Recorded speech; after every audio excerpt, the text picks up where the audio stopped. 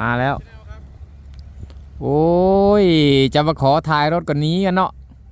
นี่เลยมาไปดูเวลาโอ้เนาะดูว่างเวลาเขาทำอะไร เป็นไงรถใหม่เป็นไงโออยู่โอ้อะไรโอเคเหรอมีติตรงไหนบ้างไหมมีไหนติให้ดูหน่อยตรงไหนอะไรถลอกถลอกพี่ไปซื้อรถใหม่ไป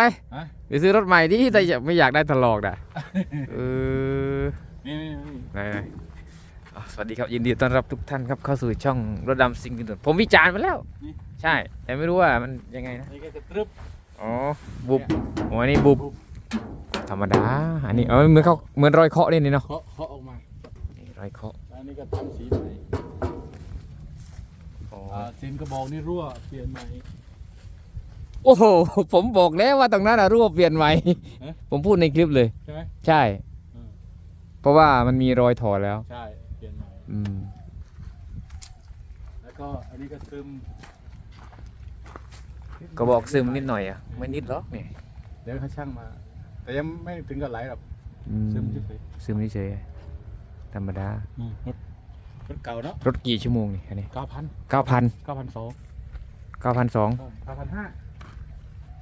สรุปอะไร9,200เดี๋ยว9,200เดี๋ยว9,500ไงคุณเนี่ยถ่ายให้เราดูอ๋อของเหลวถ่ายออกหมดแล้วของเก่าไม่ดีเหรอทำไม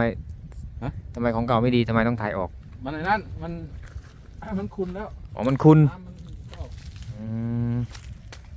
เหรอแล้วพวกนี้ช่วงล่างเป็นไงช่วงล่างก็โอเคนะเฟรมดีอยู่นะเฟรมโซ่ดีอยู่เนาะโซ่แต่มันยืดหน่อย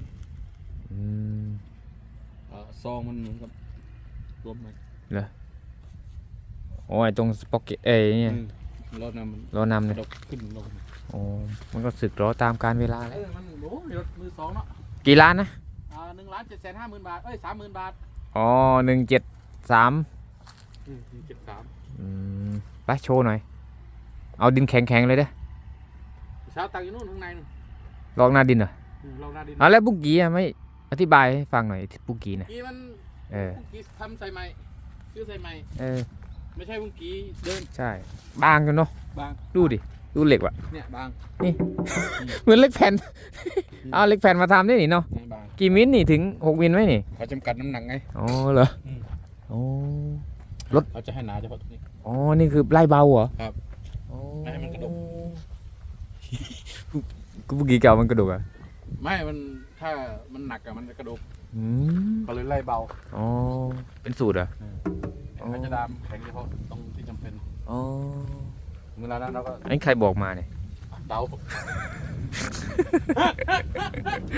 โอ้เอาโชว์หน่อยโชว์ต้องล็อกด้วยวะโอ้รถใหม่เนาะเอ้ยนี่ใครขโมยหรอกไหนดูภายในเนี่ยผมยังไม่ดูภายในเลยไหมดูภายในก่อนภายในก็ยังไม่ได้ทำที่ใส่รองเท้าขับรถไรสกปรกแท้ดูดิเดี๋ยวจะกำลังสั่งอยู่ฮะกำลังสั่งที่วางรองเท้าอยู่เบาะเขาเดิมเลยเหรอเบาะเดิมภายในก็ยังสวยอยู่เนาะได้อยู่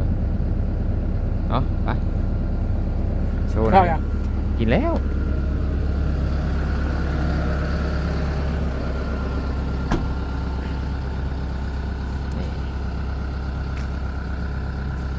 ฟืดฟาดเลยอะหมดเฮ็ดเลย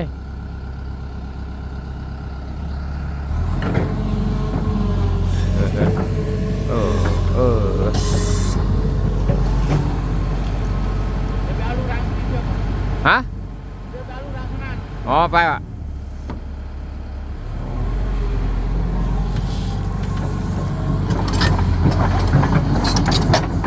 โอ้โซ่ฝั่งนี้ตึงฝั่งนู้นหย่อนเนาะ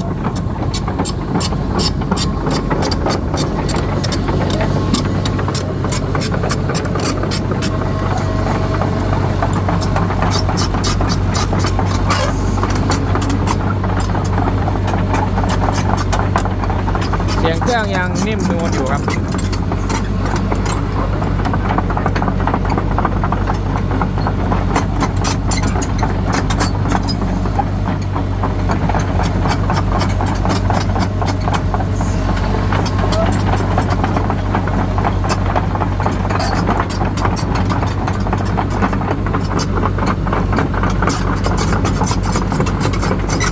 ต้องขอ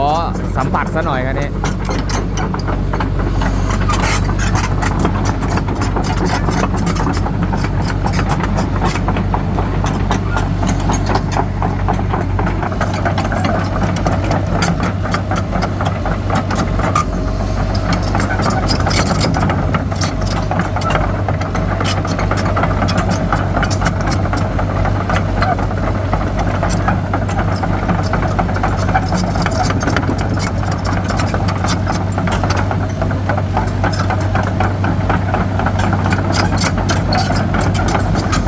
สวัสดีครับสวัสดีครับทีมงานโอ้เอาวิ่งนี่เลยเหรอ เอาพี่เนี่ยเรารถจอดด้วย โอ้ ไหนขอดูมือหน่อย ไหน ดูมือหน่อย ดูมือทำไม โอ้มามือเปล่า มือเปล่าอะไรผมถือกล้องมาเนี่ยเอ๊ะยังไงนี่จะเอาลูกรังตรงนี้เหรอ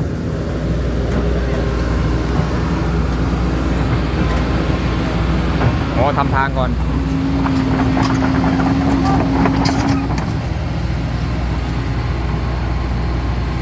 โอ้แซมวิ่ง ไหนครับ คุมงานเปล่าแซมวิ่งฮะ ตรงนี้อยู่นี่ก่อน อ๋อ ดูรถใหม่ก่อน ดูรถใหม่ใหม่เราเหรอ เราใกล้ไปเราเนาะ เออ จะน้องไหม สนอม จริงบอก จริงไหนอ่ะกูไรจะไปกูไรนี่ นี่คุณนี่มั้ง ฮะ ตรงนี้ นี่นะได้งานใหญ่เหรอ งานไม่ใหญ่หรอ เย้ทีหนึ่งไร่อะไม่ใหญ่ตรงไหนทีตั้ง1 ไร่อะใช่ไหม คนอื่นใหญ่กว่านี้อีก แบ่งเขาทำหน่อย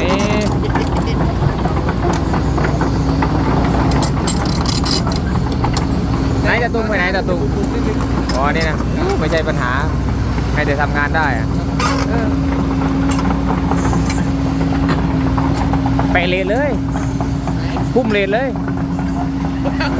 เออเอาพุ่มเลนเลยสวยเลยเนี่ย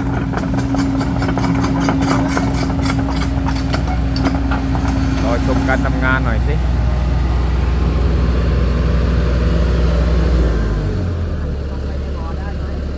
แล้วไม่เอาลูกรังแล้วก็ไม่พอนี่ก็พอได้ไม่ก็ไปลูกรังไม่ได้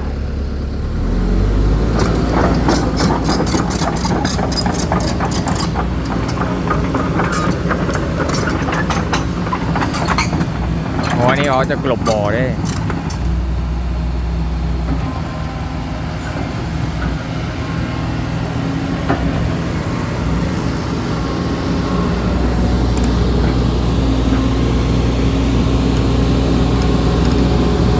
โอ้ระบบดีครับไม่มีโหลด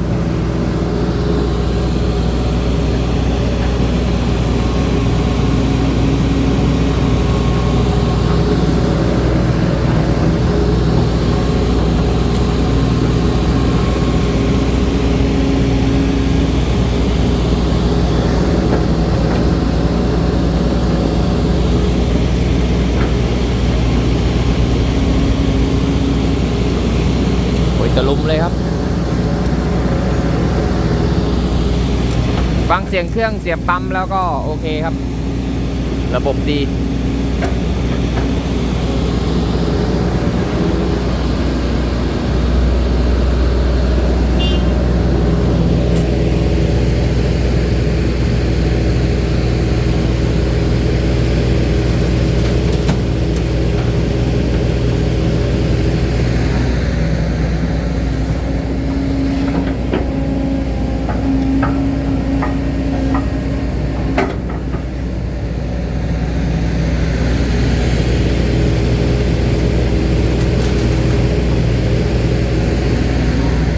ฟันนี่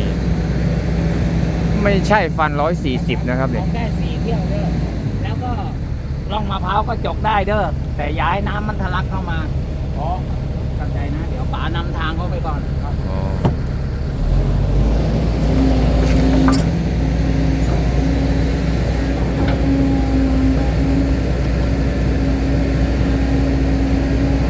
ฟันโคมะสูหรือเปล่า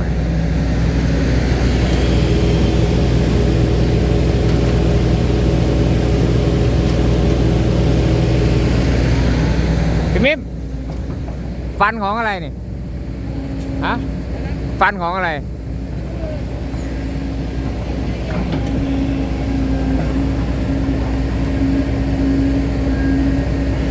แฟนของเป็นโคเลย ลงมานี่เลยฟันไม่โผล่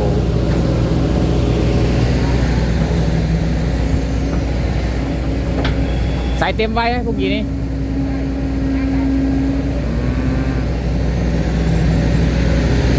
แต่เหมือนจะลึกกว่าของเก่านะอุ้มได้เยอะเพราะว่าฟันมันยาวด้วยนี่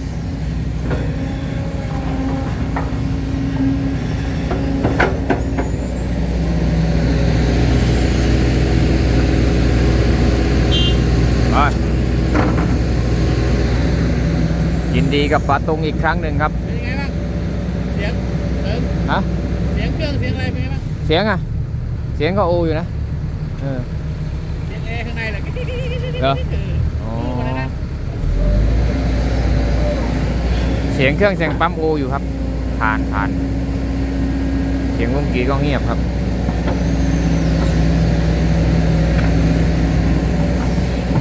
อันนี้จะเปิดเอาลูกรังเหรอ ใช่ครับ อ๋อมันลูกรังตรงไหนเมื่อกี้มันดินชัด ยันตีนี่ ๆฮะ ยันตีนี่ไม่ต้องตีนะ อ้าวติแล้วคนจะได้ดราม่า ให้แต่ติเขาน่ะมีเหมือนเขาหรือเปล่า ได้แค่ติเลยครับ แต่ไม่มีเหมือนเขาอ่ะ มีเหมือนเขาให้ได้ก่อนค่อยไปติเขาเนาะใช่ไหมแค่ตีรถตีรถนะ อ๋อติลูกลังเหรอ่ะมันลูกลังตรงไหนนะมีแต่ดินเนี่ย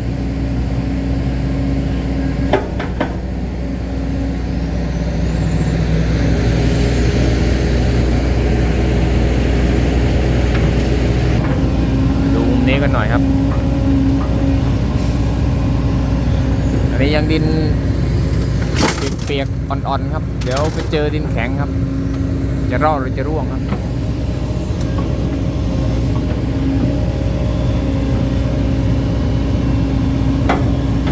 โอ้ยแม่อยากกินมะพร้าวไหม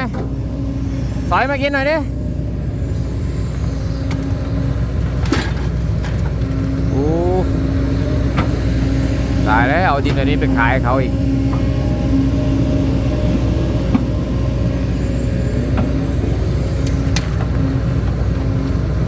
โอ้ยเละกว่าเดิมอีก ไปโอ้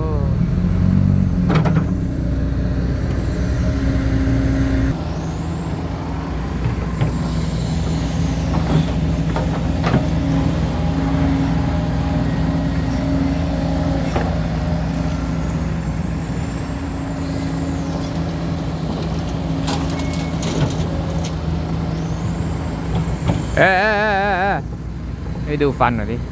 เฮ้ยไม่ใช่ฟัน104แน่นอน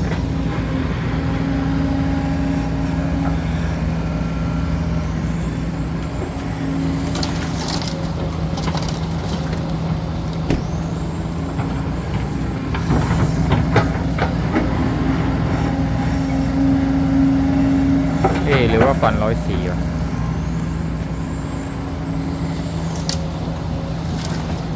ฟันอะไรก็ช่างฮะ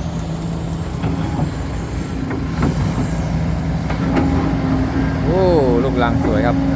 ข้างล่างแจ๋วเลยครับ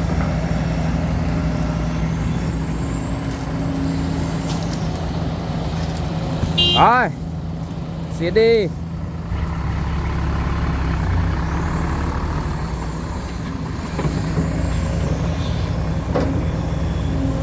อันต่อไปครับหน้ายักษ์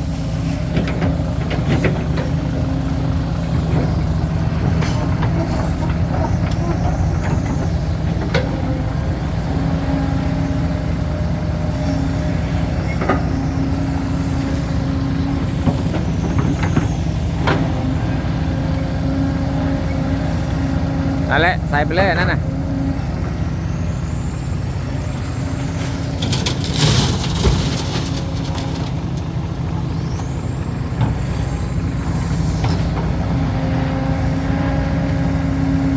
ปลูกไวดี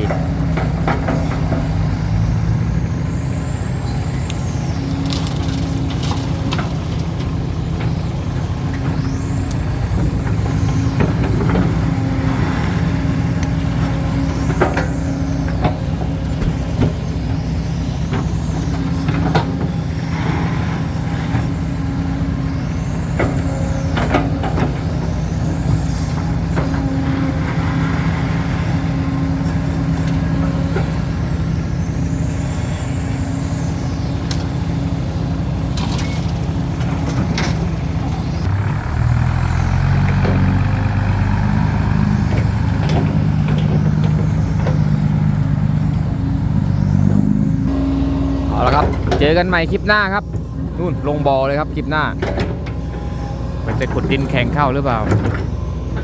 บายบายครับดูกันพอหอมปากหอมคอครับผมสวัสดีครับ